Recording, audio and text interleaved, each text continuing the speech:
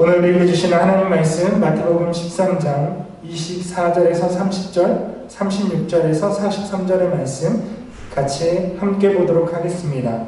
예수께서 그들 앞에 또 비유를 들어 이르시되 천국은 좋은 씨를 제 밭에 뿌린 사람과 같으니 사람들이 잘 때에 그 원수가 와서 곡식 가운데 가라지를 덧뿌리고 갔더니 싹이 나고 결실할 때에 가라지로 보이거늘 집 주인의 종들이 와서 말하되 주여 밭에 좋은 씨를 뿌리지 아니하였나이까. 그런데 가라지가 어디서 생겼나이까.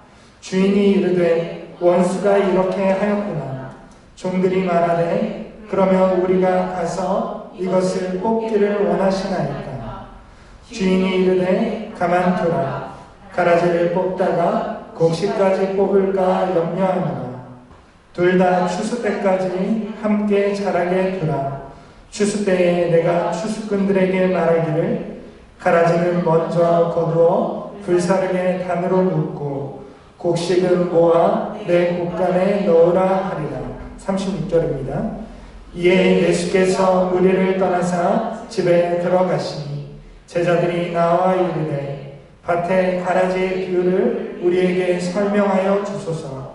대답하여 이르시되 좋은 씨를 뿌리는 이는 인자요 밭은 세상이요 좋은 씨는 천국의 아들들이요 가라지는 악한 자의 아들들이요 가라지를 뿌린 원수는 마귀요 추수 때는 세상 끝이요 추수꾼은 천사들이니 그런즉 가라지를 거두어 불에 사르는 것 같이 세상 끝에도 그러하리라. 인자가 그 천사들을 보내리니 그들이 그 나라에서 모든 넘어지게 하는 것과 또 불법을 행하는 자들을 거두어내어 풀무불에 던져 넣으리니 거기서 울며 이를 갈게 되리라. 그때 의인들은 자기 아버지 나라에서 해와 같이 빛나리라. 귀 있는 자는 들으라. 아멘. 오늘 말씀은 가라지를 참아주는 이유라는 제목으로 말씀을 나누기 원합니다. 예수님은 굉장히 많은 비유로서 하나님 나라를 가르치셨습니다. 그런데 그 이전에 유대에 있는 많은 율법학자들과 랍비들이 있었지만 예수님처럼 비유를 많이 사용한 사람은 아무도 없었습니다. 그렇기 때문에 비유라는 것은 예수님만의 하나님 나라를 가르치는 독특한 방식입니다. 그런데 우리가 예수님의 이 비유를 함께 묵상할 때에 반드시 기억해야 하는 것이 있습니다. 그것은 예수님이 비유를 말씀하신 목적에 대해서 우리가 주의 깊게 생각하면서 읽어야 한다는 것입니다. 우리가 예수님의 비유의 목적을 조금만이라도 소홀히 생각하면 비유는 엉뚱한 해석이 될 수밖에 없기 때문입니다. 본문의 가라지 비유를 살펴보기에 앞서 비유의 배경과 예수님께서 이 가라지 비유를 말씀하신 목적에 대해서 한번 생각해 보도록 하겠습니다. 여러분, 예수님이 태어나신 이스라엘은 지리적으로 매우 중요한 땅입니다. 아시아와 유럽, 아프리카 세 개의 대륙을 잇는 요충지이기 때문에 그렇습니다. 이 전략적인 요충지를 고대에 차지하는 나라가 제국으로 발전할 수 있었고 세계를 지배할 수 있었습니다. 그래서 이스라엘 나라는 제국이 일어날 때마다 침략을 당했습니다. 지금 예수님이 태어난 시대는 5번째 제국이었던 로마 제국이 일어난 때였습니다. 그런데 그 앞서 일어났던 아수르로부터 시작한 1대, 2대, 3대, 4대 제국, 아수르, 바벨론, 페르시아, 헬라 제국까지 이스라엘을 침략하고 지배했다는 것입니다. 따라서 이스라엘 제국은 이스라엘에서 살고 있던 모든 사람들은 이 침략당하는 것이 당연하게 생각하고 굉장히 고통을 당하고 살았습니다. 그렇기 때문에 예수님 시대에 유대인들은 지긋지긋한 제국의 지배에서 벗어나고 싶어 했습니다. 그리고 그들을 제국의 지배, 5번에 걸친 제국의 지배에서부터 해방시켜줄 메시아를 기대하고 있었습니다. 예수님 시대에는 그 메시아에 대한 갈망이 가장 고조되는 시대였습니다. 그래서 유대인들은 메시아가 와서 자신들을 구원하고 다윗의 나라를 세울 것이라고 생각했습니다. 로마로부터 독립하는 국가를 세울 것이라고 비전을 가지고 있었습니다. 예수님을 따랐던 제자들도 마찬가지였습니다. 메시아이신 예수님께서 자기의 나라를 세우실 것이라고 생각했습니다. 예수님의 나라를 건국할 것이라고 생각한 것입니다. 그러나 우리가 아는 것처럼 예수님이 세우시는 하나님 나라는 많은 세상의 나라들 중에 하나로 국가로 세워지는 것이 아닙니다. 하나님의 나라는 눈에 가시적으로 보이는 나라가 아닙니다. 하나님의 나라는 국경을 초월하고 민족을 초월하고 인종을 초월해서 세워지는 나라입니다. 세상의 모든 사람들 가운데에 예수님을 믿음으로써 하나님 나라 백성이 되고 하나님 나라가 세워지는, 그동안은 한 번도 존재하지 않았던 방식으로 세워지는 것이 하나님의 나라였습니다. 그러나 예수님의 복음을 직접 들었던 유대인들과 제자들은 이 하나님 나라의 개념을 도무지 이해할 수 없었습니다. 왜냐하면 한 번도 그런 나라는 역사상 존재한 적이 없었기 때문에 아무도 이 하나님 나라의 방식에 대해서 이해할 수 없었던 것입니다. 그래서 예수님은 하나님 나라를 이 비유로서 제자들에게 또 많은 사람들에게 가르쳐 주신 것입니다. 오늘 이 가라지 비유는 하나님의 나라가 어떠한 방식으로 세워지는지, 어떻게 세상 나라와는 달리 하나님의 나라가 특별하게 세워지는지에 대해서 가르쳐 주시는 말씀입니다. 국가와 국경, 민족을 초월하여서 세워질 하나님 나라에 대해서 예수님이 설명해 주신 것입니다. 이러한 배경을 가지고 오늘 비유에 대해서 한번 살펴보도록 하겠습니다. 예수님이 선포하신 말씀을 들은, 복음을 들은 유대인들은 예수님 중심으로 하나님의 나라가 이스라엘에 건국될 것이라고 생각했습니다. 그리고 당연하게도 하나님의 나라가 예수님을 통해서, 메시아를 통해서 세워지면 그 나라에 합당한 사람은 그 나라의 백성이 되고 합당하지 않은 사람들은 그 땅에서 쫓겨나게 될 것이라고 생각했습니다. 이것은 기본적인 유대인들의 사고방식입니다. 유대인들의 유대교라는 것이 하나님을 믿는 유대인들에게만 주어지는 것입니다. 유대교는 철저하게 이방인들을 배제하고 배척했습니다. 그렇기 때문에 예수님이 복음을 전하셨던, 예수님의 말씀을 듣던 제자들과 모든 유대인들은 그렇게 생각했습니다. 예수님이 나라를 세우면 그 나라에 합당한 사람만 그 백성이 되고 합당하지 않은 사람은 쫓겨나게 될 것이다 라고 생각했습니다. 제자들 역시 마찬가지입니다. 예수님을 따르는 무리들이 모여서 예수님을 위한 예수님의 나라, 자기의 나라를 세우실 것이라고 생각했습니다. 그리고 예수님을 반대하는 자들, 예수님을 배척하는 자들, 예수님을 박해하는 자들을 예수님께서 심판하고 쫓아내실 것이라고 생각했습니다. 그런데 시간이 지나도 유대 사회는 전혀 달라지지 않았습니다. 예수님은 계속해서 모든 고을을 다니시면서 복음을 전했지만 여전히 유대 사회는 변함없이 흘러가고 있었습니다. 제자들은 혼란스러울 수밖에 없었습니다. 예수님은 이미 하나님의 나라가 도래했다라고 말씀하셨습니다. 이미 하나님의 나라가 세워지고 있다라고 말씀하셨습니다. 그런데 세상은 달라지지 않았고 오히려 박해는 더 심해졌고 오히려 바리새인들은 예수님을 죽이려고 혈안이 되어 있었습니다. 제자들은 어째서 이 하나님의 나라가 세워지는데 불의한 자들과 악한 자들이 계속해서 그 땅에 존재하는지, 하나님의 나라에 하나님의 백성과 악인들이 어째서 함께 살게 되는지에 대해서 이해할 수가 없었던 것입니다. 바로 이 배경 가운데서 가라지 비유를 예수님이 말씀하십니다. 하나님 나라의 백성과 악한 자들이 세상에서 공존하고 있는 까닭에 대해서 예수님이 말씀하고 있는 것입니다. 오늘 비유를 보면 이렇게 비유가 이야기되고 있습니다. 자기 밭에 좋은 씨앗을 뿌린 사람이 등장합니다. 그런데 원수가 또 밤에 와서 그 좋은 씨를 뿌린 사람의 밭에 가라지를 덧뿌렸습니다. 여러분, 이것은 없는 이야기가 아닙니다. 예수님 당시의 로마법을 보면 남의 밀밭에 가라지를 뿌리는 행위에 대해서 범죄로 규정하고 있습니다. 그러니까 이런 남의 밭에 가라지를 뿌리는 행위가 굉장히 흔하고 복수를 위해서 보편적인 일이었다는 것을 우리가 알 수 있습니다. 그런데 여러분, 어째서 원수가 가라지를 덧뿌리는 것으로 보복을 했을까요? 여러분, 이것이 신기합니다. 여러분, 뭔가 내가 원수에게 보복을 하기 위해서라면 뭔가 심각한 타격을 입혀야 할 것 같습니다. 복수라는 것은 그렇습니다.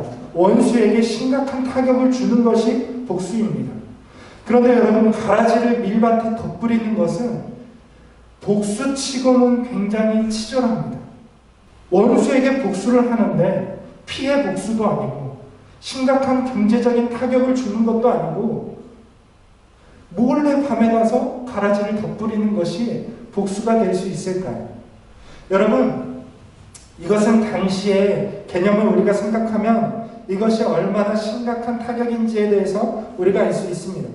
만약 원수가 재정적인 타격을 주려 했다면 불을 지른다든지, 나중에 싹이 나고 나중에 곡식이 자랄 때쯤 불을 지른다든지, 아니면 그 밭에 소금물을 뿌리기만 해도 그 밀들이, 그 곡식이 자라지 못할 것입니다. 훨씬 더 파괴적인 행동이 많이 있습니다. 그럼에도 불구하고 원수는 밭에 가라지를 덧뿌렸습니다. 이것은 그 농부의 명예를 타격하기 위한 방법입니다. 우리가 아는 것처럼 고대 사회에는 돈이라는 재정적인 것보다 명예가 더 큰 가치였습니다. 그러면 농부는 무엇으로 명예를 얻게 됩니까?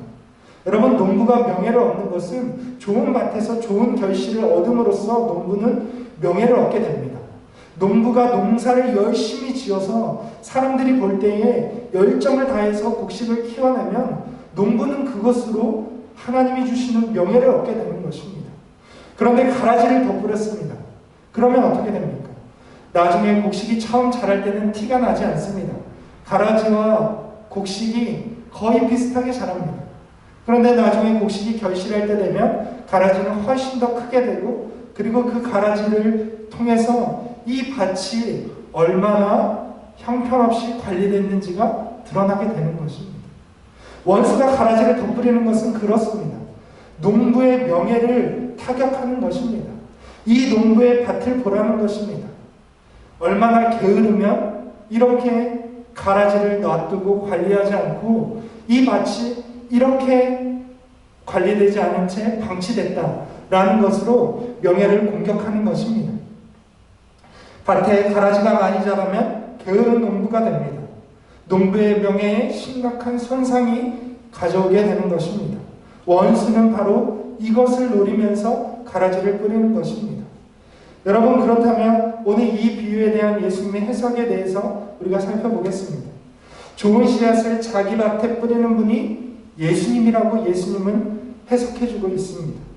그런데 밭은 무엇입니까? 밭은 세상이라고 말씀하고 있습니다.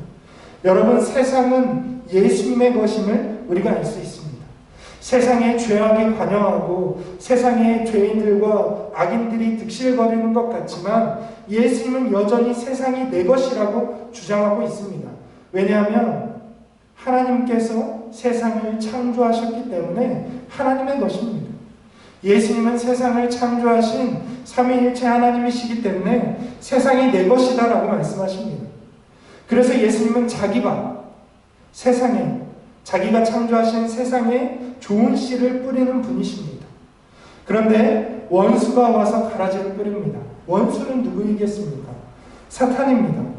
사탄은 가라지를 덧뿌리는 것으로 세상의 주인인 예수님의 명예를 공격하고 있는 것입니다.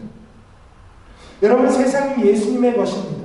그런데 예수님의 것인 세상에 악인들이 가득하고 죄악이 가득하다고 생각해 보시기 바랍니다. 그러면 누가 잘못한 것입니까? 밭의 주인인, 세상의 주인인 예수님이 잘못 관리했다라는 것이죠. 사탄의 공격이 그런 것입니다. 세상에 악인들을 뿌려서 자기의 자녀들을 만들어서 하나님이 만드신 세상에 죄악을 만들어서 하나님의 명예를 공격하는 것이 사탄의 방식이라는 것입니다. 여러분, 그러면 어떻게 대응해야 할까요? 원수가 그 그 명예를 공격할 때에 어떻게 방어해야 되겠습니까? 당시에 일반적인 농부라면 가라지를 뽑아냈을 것입니다. 가라지를 다 뽑아내서, 가라지는 여러분 굉장히 티가 납니다. 제가 농사를 시골에서 지어봤지만 벼를 지으면 벼에는 피라는 것이 있어요. 피가 가라지죠. 벼농사의 피가 가라지인데, 가라지가 피인데 피는 벼보다 훨씬 더 2배 가까이 자랍니다. 그래서 피가 가득한 논을 가보면, 농약을 안 치면 피가 자라는데, 피가 자란 밭에 논을 가보면 정말 너무 지저분하게 피가 자라 있습니다. 이 당시에 밀과 보리가 주식인데, 당시의 가라지도 마찬가지입니다. 독보리라고 불리는 이 가라지는 2배 가까이 자랍니다. 밀보다 2배 가까이 자라니 너무 잘 보이는 것이죠. 그렇기 때문에 원수의 가라지 공격을 받은 농부는 당시에 기본적으로, 보편적으로 대응하기를 그 가라지를 다 뽑아냅니다. 종들을 시키거나 자기가 직접 가서 그 밭에 가라지를 하나하나씩 다 뽑아내서 깨끗한 밭을 만들어 놓습니다. 그렇게 해서 자기의 명예를 지키는 것이죠. 가라지가 이렇게 자랐지만 내가 이 밭을 위해서 열심히 가라지를 뽑아서 좋은 밭을 만들었다 라고 자기의 명예를 방어하는 것입니다. 그런데 원수의 공격에 비유해서 농부가 대응하는 방식은 굉장히 황당합니다. 당시의 농부들의 방식과는 정반대였습니다. 보통 사람이라면 자기 명예를 위해서 가라지를 뽑아버릴 텐데, 비유해서 밭의 주인은 추수할 때까지 그냥 두라고 이야기합니다. 여러분, 밭에 가라지를 그냥 둔다라는 것은 추수할 때까지 불명예를 감수하겠다라는 것입니다. 사람들이 그 밭을 보면서 손가락질합니다. 저 밭의 주인은 저 가라지를 보면서도 뽑지 않는다. 게으른 사람이라고 손가락질하게 되는 것입니다. 그런데 그런 불명예를, 수치를 감수하면서까지도 이 비유의 농부는 가라지를 그냥 둡니다. 이유가 있습니다. 왜냐하면 가라지의 뿌리가 곡식의 뿌리와 엉켜 있기 때문에 가라지를 뽑으려면 필연적으로 곡식도 일부분 뽑힐 수밖에 없습니다. 그래서 이 곡식을 살리기 위해서 주인은 가라지를 뽑지 말라고 명령하고 있는 것입니다. 여러분, 그렇습니다. 밭의 주인은 농부로서의 명예보다 밭의 곡식을 더 귀중하게 여기는 사람입니다. 여러분, 이것은 밭의 주인이 그 경제적인 이득, 손해를 보지 않기 위해서 가라지를 뽑지 않는 것이 아닙니다. 자기의 명예를 깎아내리면서 수치를 당하면서까지도 그 밭의 곡식을 귀중하게 여기기 때문에 모욕과 수치를 감수하면서 이러한 결정을 내리고 있는 것입니다. 여러분, 이것이 바로 하나님 나라의 방식입니다. 여러분, 예수님은 이것을 이야기하고 있습니다. 하나님의 나라는 세상에서 악한 자들을 몰아내는 방식으로 세워지지 않는다라는 것을 예수님이 비유를 통해서 알려주시는 것입니다. 여러분, 제자들과 유대인들은 이런 방식을 원했습니다. 하나님 나라에서 악인들을 뿌리 뽑아서 악인들은 도무지 하나님 나라에 들어올 수 없게끔 자기들만의 나라, 예수님을 위한 나라, 악인들은 감히 틈탈 수 없는 그러한 완전한 요새를 건국하기를 원했습니다. 이것은 또한 세상의 방식입니다. 세상의 방식이 어떻습니까? 세상은 나라를 세울 때에 자기 나라와 다른 나라를 구분합니다. 철저하게 구분합니다. 그것이 바로 국경이라는 것이죠. 국경을 통해서 철저하게 외부와 거리를 두고 단절시킵니다. 그런데 하나님의 방식은 그렇지 않다라는 것입니다. 하나님의 나라는 세상의 방식과는 전혀 다른 방식으로 세워지는 나라입니다. 예수님은 하나님 나라의 백성을 모으는 방식으로서 하나님 나라를 세웠습니다. 우리가 생각하기에 하나님 나라가 악한 자들을 세상에서 몰아내는 방식으로 세워지면 굉장히 깔끔하게 세워질 것이라고 생각합니다. 그래서 교회 안에서도 그런 방식을 사용합니다. 잘 믿는 사람들, 신앙이 좋은 사람들, 자기들이 정해놓은 기준을 충분히 통과하는 사람들, 경계를 짓고 그 안에서 안전함을 누리기를 원합니다. 그런데 예수님이 세우시는 하나님 나라의 방식은 그렇지 않다는 것입니다. 예수님은 곡식의 씨앗을 심어서 그들을 모으는 방식으로서 하나님 나라를 세우신다는 것입니다. 예수님은 하나님 나라의 백성을 한 사람도 잃어버리지 않기 위해서 악인들을 세상에서 제거하지 않겠다라고 말씀하고 있는 것입니다. 여러분, 그렇습니다. 이 세상에는 악한 자의 자녀들과 하나님의 백성이 공존합니다. 이유는 악한 자를 제거하려다가 하나님의 백성이 다칠 수 있기 때문에 하나님의 백성을 보호하기 위함입니다. 여러분, 하나님의 나라는 악한 자들을 끝장내는 방식으로 급진적으로 세워지지 않습니다.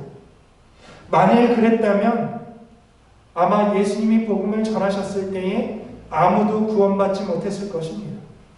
그런데 예수님의 하나님 나라를 세우시는 방식은 그러한 방식이 아니라 복음의 은혜를 죄인들이 경험하는 방식으로서 세우셨습니다.